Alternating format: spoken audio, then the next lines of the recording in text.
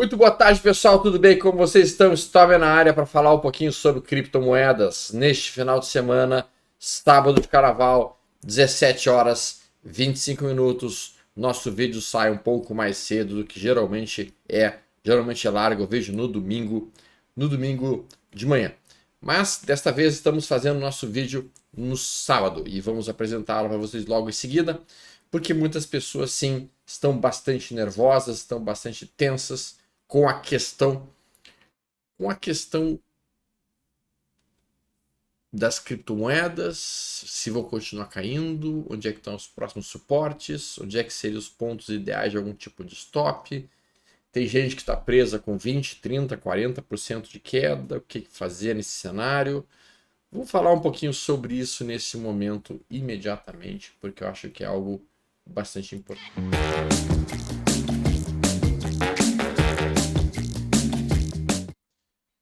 Eu vou colocar então na tela imediatamente BTC contra dólar Tether para que a gente consiga olhar aqui. O gráfico semanal do BTC, a gente realmente aproxima-se de uma zona em que os compradores tentam ou tentarão segurar os preços. Nós temos dois suportes bastante importantes aqui, a região de 75 mil dólares e a região que fica entre 83 e 85 mil dólares. Essas duas áreas são zonas de suporte importantes por price action.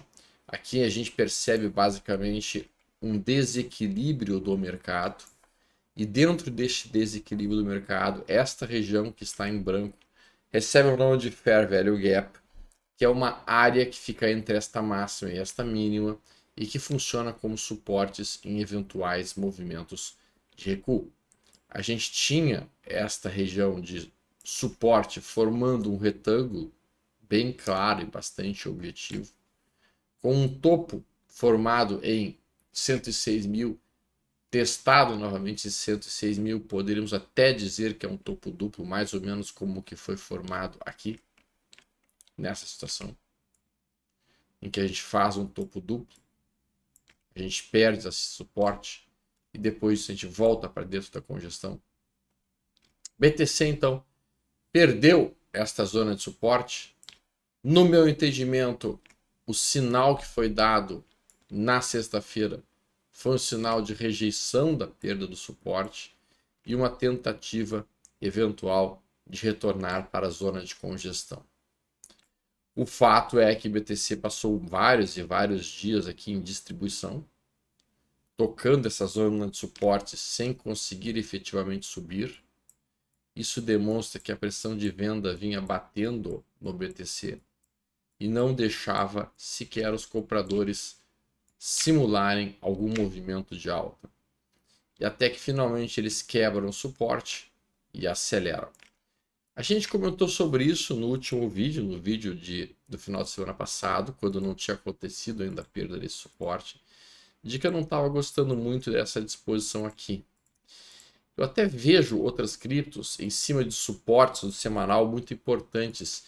E honestamente falando, no final de semana passado eu estava mais otimista com os sinais gráficos que estavam aparecendo no gráfico semanal de diferentes ativos, excetuando do BTC, que eu continuava um pouco mais cestroso.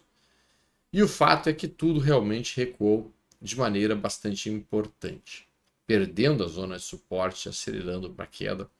Tocamos esse suporte, agora tem alguma menção de repique, mas o fato é que estamos abaixo da média móvel de 80 dias e abaixo da média móvel de 80 no gráfico de 240 minutos, formando aqui um ombro, cabeça, ombro. Sim, eu não acredito muito nessas figuras complexas dentro do universo de criptos, mas seria eventualmente para dar uma repicada até esse fundo perdido. Isso é uma coisa que acontece mesmo no cenário de criptos, para depois talvez novos recuos de queda. Então 90.660 é a zona de resistência principal para o BTC nesse momento.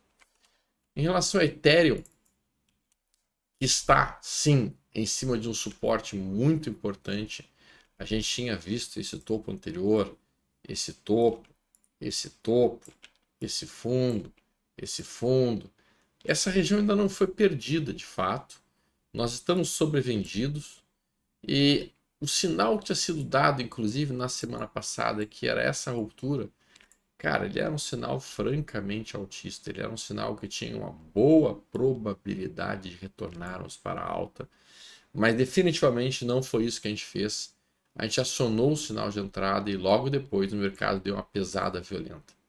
Especialmente na sexta-feira, quando a possibilidade de paz entre Rússia e Ucrânia azedou de vez na conversa com Zelensky e Trump. Na verdade, duas coisas impactaram pesadamente o cenário de criptos nessa semana. Primeiro foi a questão do hacking da Bybit e segundo, realmente, a questão Trump e Zelensky com a dificuldade de estabelecer um acordo de paz com a Rússia. Isto pesou mais ainda. Eu ainda assim acho que essa região aqui de suporte principal de 2.100 não tende a ser perdida.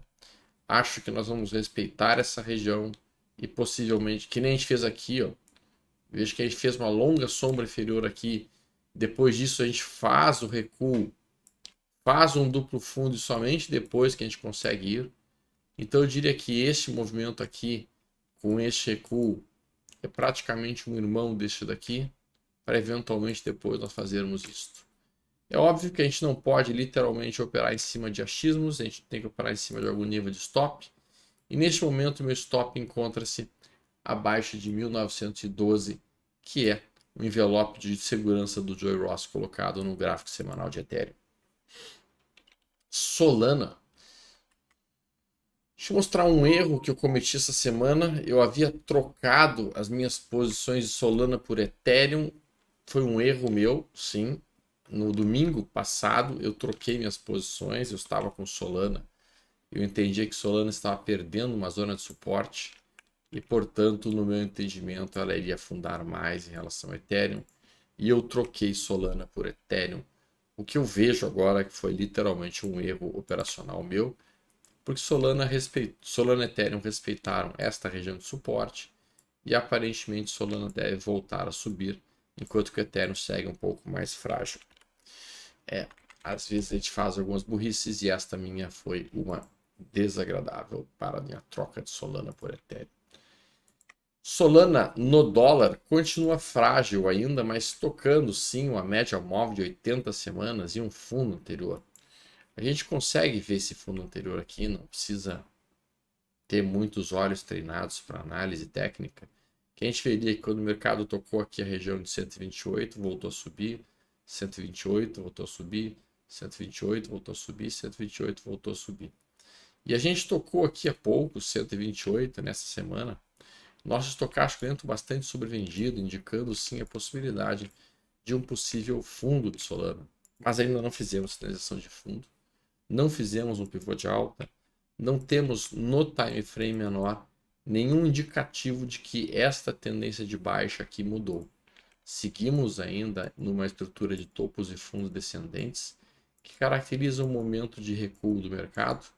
E não houve ainda o que recebe o nome de mudança de estrutura, ou quebra de estrutura, ou eventualmente um pivô de alta que a gente pudesse dizer, ok, Solana encontrou seu fundo. Não, ainda não. Ainda estamos próximos de suporte, sim. Eu já troquei minhas Solanas por Ethereum, me arrependi de ter feito, já disse isso. Neste momento, meus stops, se eu estivesse em Solana contra dólar Tether, eu deixaria meu stop aqui abaixo de 118,89. Vamos olhar aqui a Jasmine. Esta é uma cripto um pouco mais, digamos assim, ousada. Não é uma cripto tão famosa assim. Cada vez mais sobrevendida. Indo na direção de todos os stops que eu tenho. Meus stops estão abaixo de 0,1564. Essa é a minha região de stop. Se eu for estopado, eu aciono stop. Se voltar a subir fechando acima disso, eu recuo posições. Eu ainda entendo que Jasmine está bastante sobrevendida e, portanto, tem uma zona que me interessa sim. No gráfico diário, também não fez pivô ainda.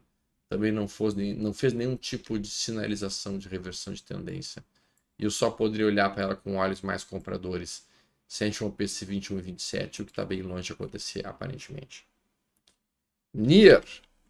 Essa era uma cripto que eu tinha uma expectativa mais forte para a semana passada. Minha esperança era de que NIR rompesse a máxima deste candle que aqui estava e com isso formasse um 2, 3 de compra e acionasse uma compra em NIR para eventualmente buscar esta região.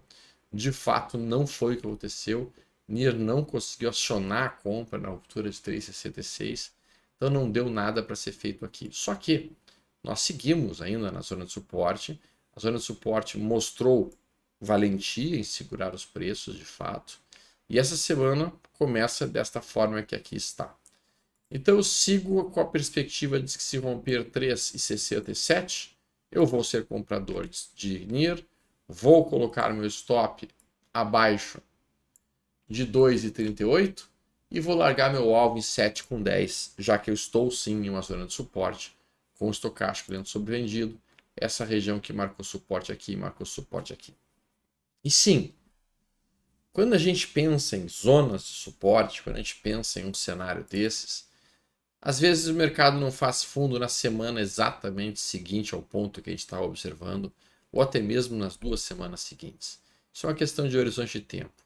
Mas para mim, daqui a 3, 4, 5, 6 meses, é bem mais provável que nós tenhamos NIR acima do preço atual do que abaixo do preço atual, desde que nós não percamos 2,61. Link contra dólar Tether. Link se aproxima de uma região. Link está numa estrutura de alta ainda, sim. A estrutura de alta do semanal de Link ainda é uma estrutura favorável. A gente fez um movimento de recuo em 5 tempos. 1, 2, 3, 4, 5. A gente entrou no recuo de 2/3 da última perna de alta. Estamos com o nosso estocástico dentro sobrevendido. Só que nós ainda não demos um sinal de compra no semanal e nem tampouco no time frame menor. No diário, a gente não formou. Na verdade, no diário, a gente tem uma entrada bem agressiva contra a tendência. Sim, na ruptura da máxima desse candle aqui, porque isso seria um trap em cima do fundo anterior. E esse trap empurraria para um swing trade, essa movimentação de alta aqui, buscar eventualmente 20,34. E o stop ficaria aqui embaixo, abaixo de 13,22. Mas é uma operação agressiva, eu diria ousada. Eu gosto da ideia, mas entendo que ela tem riscos subjacentes importantes, vamos dizer assim. FET. FET é uma cripto que eu estava realmente com viés muito altista para ela aqui nessa região. Ela estava dentro de um ótimo canal de alta. FET, para mim, tinha gerado um belo sinal de entrada e ela me estopou. Ela rompeu aqui e depois disso ela recuou, batendo no meu stop. E agora, aparentemente, ela vem de novo. Qualquer stop de posições residuais nesse momento tem que ficar abaixo de 0,50, número redondo de 50 centavos. Perdendo 50 centavos, eu seria obrigado a fechar qualquer posição comprada em FET, porque ela está agora numa tendência de baixa no semanal, tá? E está em tendência de baixa no diário, está. Está em tendência de baixa nos 240 minutos, está. Ela só mudaria a tendência de baixa dos 240 minutos se ela conseguir romper esta região, que é 0,663. Com isso, ela reverteria para uma tendência de alta nos 240 minutos. E aí nós poderíamos ter talvez um repique para a região de 0,75, zona onde muita venda deve travar a movimentação da FET. FET, como ela está dentro do cenário de inteligência artificial, ela foi prejudicada por uma série de aspectos que rolaram nas últimas semanas. Uma delas o próprio DeepSeek e outras que são a saída do dinheiro do setor de tecnologia no mercado americano para outros setores. Estamos olhando uma migração de dinheiro e isto está retirando dinheiro das empresas de tecnologia americanas, o que tem produzido uma certa rotação de setores por lá e automaticamente impactando em cima da FET. Uma das minhas criptos preferidas, a Injective, ela também não está lá muito legal, diga-se passagem. Ela não chegou a acionar os stops que eu havia originalmente desenhado. ela acionou uma entrada para mim quando rompeu essa máxima aqui de 16. Meu stop aqui segue usando o envelope do Joe Ross, está posicionado abaixo de 10,23. Mas o fato é que a semana está bem pesada, mais uma semana pesada dentro do universo de criptos. Acredito que todo esse peso teria sido removido com muita facilidade se Zelensky tivesse feito algum acordo com Trump e a gente tivesse conseguindo terminar essa guerra na Rússia mais rapidamente. Por que isso é tão importante assim, Stormer, terminar com a guerra na Rússia, com a Ucrânia? A maneira mais rápida de nós liquidarmos a inflação mundial nos Estados Unidos e no mundo é basicamente a gente conseguir reduzir os gargalos logísticos que estão aparecendo em todo o planeta e que são muito consequência desta guerra que está acontecendo. Talvez a bala de prata com a inflação mundial seja de fato terminarmos esta guerra. E daí automaticamente o M2 global poderia fluir para mercados de um pouco mais de risco, tá? Que não é o que nós estamos vendo por enquanto estamos presenciando a situação da guerra em si. Bom, meu stop segue em 10,24, meu alvo segue em 33,25. Vamos ver se esse trade vai para o loss ou se ele vai dar algum tipo de coisa boa. Ripple,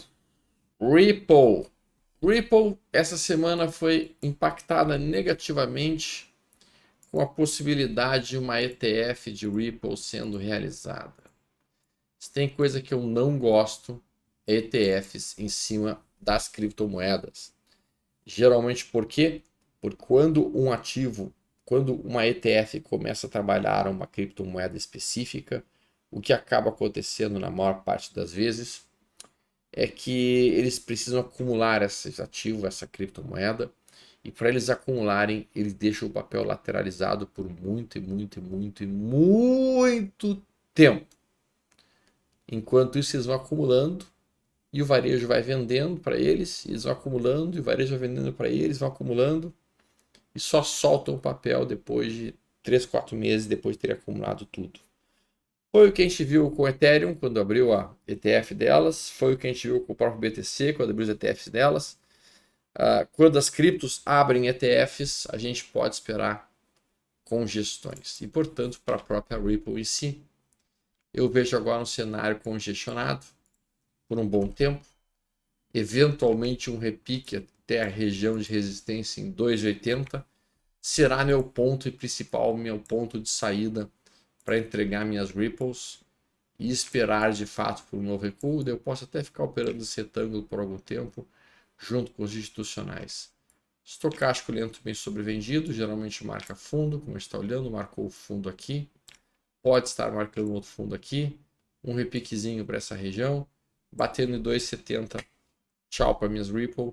Vou esperar que ela consiga sair dessa congestão, fizer um pullback e voltar a subir, quando então eu serei bem mais alegre com o Ripple e a possível alta dela. SEI para mim, na semana passada havia gerado uma entrada e essa semana faz um pullback. Então esse movimento de queda aqui é um pullback do topo anterior rompido do gráfico diário. Continuo com a mesma perspectiva de alta da SEI, um 230% para cima.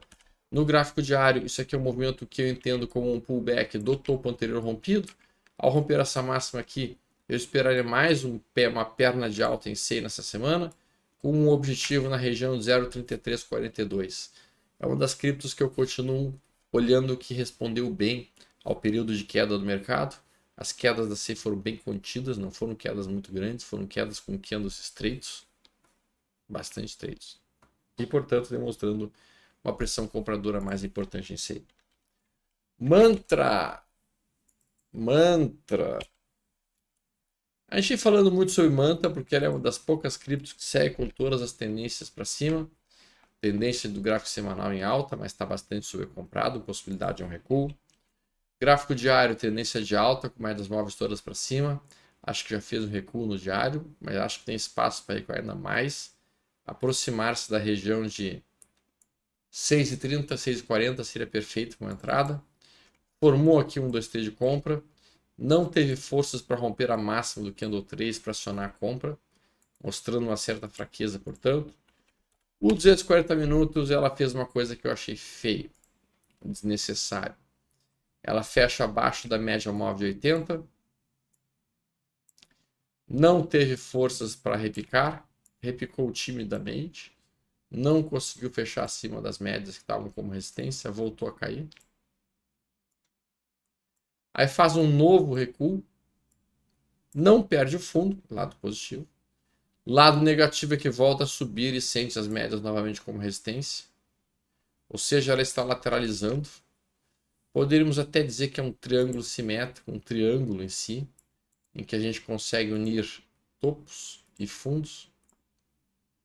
Então a gente consegue pegar esses topos aqui, esses fundos aqui. Se é melhor visualizado, o time frame até menor, 120 minutos provavelmente.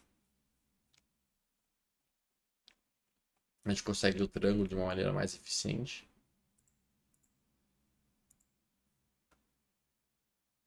Para o lado que romper, nós vamos acelerar. Se a gente romper aqui, eu esperaria um pullback para comprar.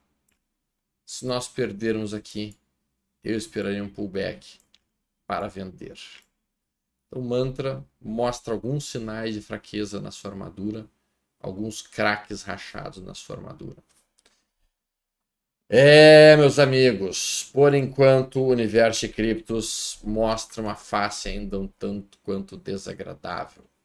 Quando nós olhamos para ver se nós estamos numa altcoin season ou numa Bitcoin season, por enquanto nós seguimos dentro de uma Bitcoin season. Não há indicativos de formação de altcoin season por enquanto, porque a gente percebe de fato ainda assim que, apesar da dominância do Bitcoin ter dado uma recuada, ela continua sendo preponderante sobre todas as outras altcoins. E desta maneira, nós temos que, por enquanto, manter a maior parte do nosso dinheiro em BTC e uma parte menorzinha em altcoins que a gente entenda que são altcoins mais fortes, altcoins mais resilientes. Não é a hora de se aventurar muito ainda em outras criptos menores, digamos assim. Essas criptos menores, que são as altcoins, elas são muito boas quando nós de fato observamos um período de altcoin season que não é o que nós temos por enquanto. Não é, de fato não é. Deixa eu colocar aqui na tela só para a gente olhar exatamente como encontra-se agora os CryptoBubbles. As CryptoBubbles. A gente começa a ver algumas CryptoBubbles como a Please, LS, XLM, HBAR e a própria NIR e a Maker e a X mostrando já alguma força. Tá? Então mostrando algum sinalzinho. Especialmente a Maker tem tido uma resposta mais forte durante esse ciclo de recuo do mercado. A Maker vem realmente dentro de um cenário que é uma tendência ainda de baixa no semanal e por isso eu não consigo de fato usá-lo, né? Ainda não. No meu entendimento, ela passa por uma estrutura de alta no diário e uma estrutura de alta no 240 minutos. Então aqui já consigo pensar em procurar compras por Maker quando recuar abaixo de estocástico dentro de 20, sendo este um ponto bastante interessante para que eu tome posições. Alguns amigos meus têm perguntado qual é a exchange que eu utilizo. Eu utilizo a Coinbase por uma série de motivos. Então quem quiser, acho extremamente interessante abrir a conta na Coinbase, faço minhas compras das criptos ali, daí eu consigo ou transformar para Ledger, ou se for para trade, eu deixo as próprias criptos ali para ficar comprando e vendendo os trades na Coinbase. Por que tu usa a Coinbase, Stormer? Bom, eu uso a Coinbase basicamente porque ela é a maior exchange dos Estados Unidos, sem dúvida alguma, regulada pela SEC, o que para mim é bastante importante, me dá um nível de segurança muito grande, e ao mesmo tempo ela tem a custódia de fundos como a BlackRock e a Fidelity, deixa suas custódias na Coinbase, sendo que então ela tem bastante bala na agulha para resistir a qualquer situação estilo hacking que aconteceu recentemente em outras exchanges. Então essa exchange com a qual eu faço as entradas, abrindo a conta ali pelo QR Code, ali tem alguns bônus e vale a pena então vocês darem uma olhada nisso daí se você já não trabalha com alguma exchange específica. Em relação a Maker, neste momento, minha última entrada poderia ter acontecido aqui, eu tentaria comprar nesta região, Meu stop abaixo em 1,47, 1.474. E meu alvo 2 vezes ou 3 vezes meu risco. Mas já passou do ponto, não consigo entrar mais agora. O alvo desse movimento atual está em $2.040 para Maker. BNB também dando uma certa movimentada agora de alta. Mas ela ainda está abaixo das médias móveis. E para mim, abaixo da média móvel 80 impossibilita qualquer tipo de operação. A gente tem a própria AVE também trabalhando num cenário abaixo da média móvel 80. E com isso me impedindo de pensar em compras. No semanal a gente já está em cima da média móvel 80. O semanal da AVE está em cima de uma zona de suporte. Topo anterior rompido. Média móvel subindo. Fundo prévio. Quando tu coloca o diário, tu vê realmente essa região de topo anterior, que virou suporte aqui, esse fundo. A gente está em cima dele. Eu olho isso aqui como um possível trap, sim, eu sei, é um trade perigoso, porque a tendência é uma trade baixa. Mas um trade contra a tendência na ruptura de 204,91 seria plausível para quem é trader.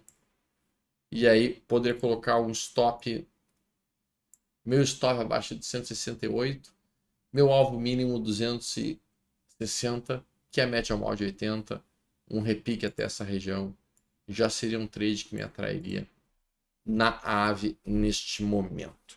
Galera, por hoje era isto. Eu só vou fazer um último comentário a respeito do mercado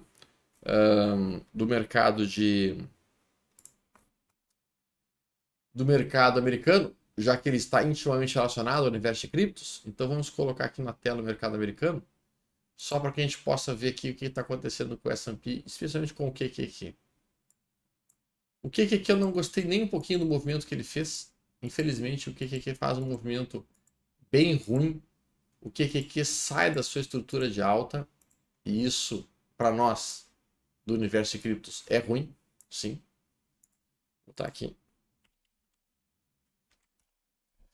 Então a gente faz um movimento desnecessário também, podemos por assim dizer, em que a gente... Deixa eu botar o gráfico mais limpo aqui. Bem limpo. Aí. Em que a gente tinha uma estrutura de alta muito boa aqui quando a gente rompeu o topo histórico. Só que a gente perde o último fundo validado. E com isso agora a gente passa a atuar dentro de uma estrutura de baixa. Qualquer movimentação aqui seria um mero repique para novas quedas. E neste caso, o repique que eu esperei que acontecesse na semana que vem é uma alta até esta região 529, 531, quando então aqui eu procuraria por algum tipo de sinal de venda. Ao mesmo tempo, se nós perdermos esta mínima na segunda-feira, nós abriríamos um cenário de recuo bem mais intenso. Isso poderia sim ser elicitado pelas dificuldades econômicas, macroeconômicas geradas pela reunião de sexta-feira, que foi ruim. Não foi uma reunião boa do ponto de vista macroeconômico para o mundo e nem tampouco do ponto de vista de humanidade para a questão de nós finalizarmos essa guerra, que infelizmente já matou mais de 1 milhão de pessoas. Bom, galera, nós ficaremos praticamente sem mercado até quarta-feira de tarde. Segunda-feira de noite eu acho que eu vou fazer uma live aí, se vocês estiverem afim, falando um pouquinho sobre o cenário de criptos. Amanhã de noite eu não consigo, no domingo, mas segunda eu consigo, para a gente abordar um pouquinho esse tema. A gente pode todo mundo fazer uma live aqui juntos. Nos vemos em breve, se cuidem, tudo de bom. Se vocês forem beber nesse carnaval, não dirijam, tá? E se cuidem para que vocês consigam passar bem e aproveitar esse período. Tudo de bom, tchau, tchau, até mais!